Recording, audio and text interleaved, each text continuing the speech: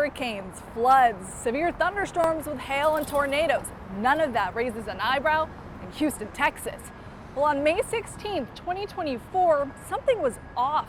These storms grew stronger, more powerful than we'd seen before. And downtown became ground zero for a violent windstorm we now call a derecho.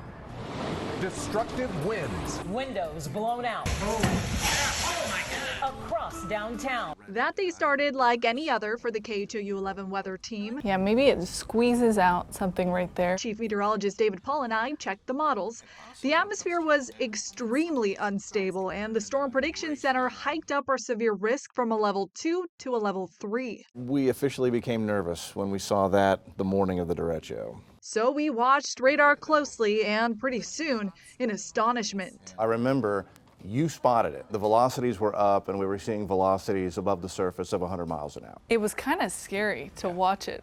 And at that point, I could see the alarm bells go off above your head and above my head, and we jumped on the air. And I think that whole batch is going to end up coming across the heart of Houston and Harris County. From that initial warning, the storm moved fast. Seek shelter immediately. Inside an interior room. Felt like everyone was in its path. In the Katy area by 5:55. This is racing in right towards Spring Valley. As the storm neared the heart of the city, It's the bottom of the hour. We're 6:30. We're in continuing team coverage. we had 3 meteorologists on the air. Close to 80 to 90 mile an hour winds. That is going to do some damage. And I'll never forget when the storm winds hit our station here on Westheimer. The amount of force that's propelling that rain to move sideways. I think it was 30, 40 minutes of winds blowing, howling. Just bending the trees. We were actively getting reports of what was happening as it was happening, and it just didn't seem to stop. Now we're up to 350,000 being reported without power. That number is going to go higher. We're going to have 1 million people without power. And David was right. A total of 1 million customers lost power that night. At that point, you kind of get a feeling in the pit of your stomach like we're going to have a lot of damage and people could lose lives. There was 1.2 billion in damages, and the most shocking number of all, 8. That's the number of people that lost their lives. Heart of downtown during rush hour.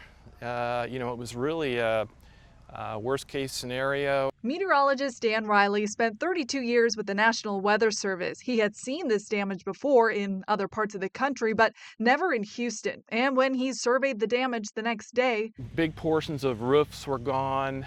There were shattered windows. There was a lot of debris scattered everywhere. That thing tracked on the ground for off and on hundreds of miles. because it went on for at least 240 miles with 58-mile-an-hour winds or greater, this was a derecho. A lot of people had never heard that word before. It gets its origin from the Spanish word straight. How does that play into what it actually does? Yeah, that's interesting. The storm shape itself is sort of more of a straight line, and it also tracks in a straight path. Along its path, the survey team determined the derecho spit out 3 tornadoes, 2 in Cypress and 1 in Waller County. I remember that day very well, being here with everything damaged. There were trees down here and there from the straight line, but this little stretch here was an EF1 tornado. Whether you were here in Cypress or in Spring Branch, Police tell me this is the worst hit spot they have seen in Spring Branch. even downtown, Take a look behind me. This is an old masonry building. we all felt this one. It could be 100-mile-per-hour straight line winds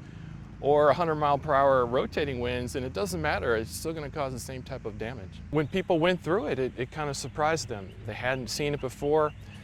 Just like a Hurricane Harvey, which was unprecedented. Those things make a big impact on people.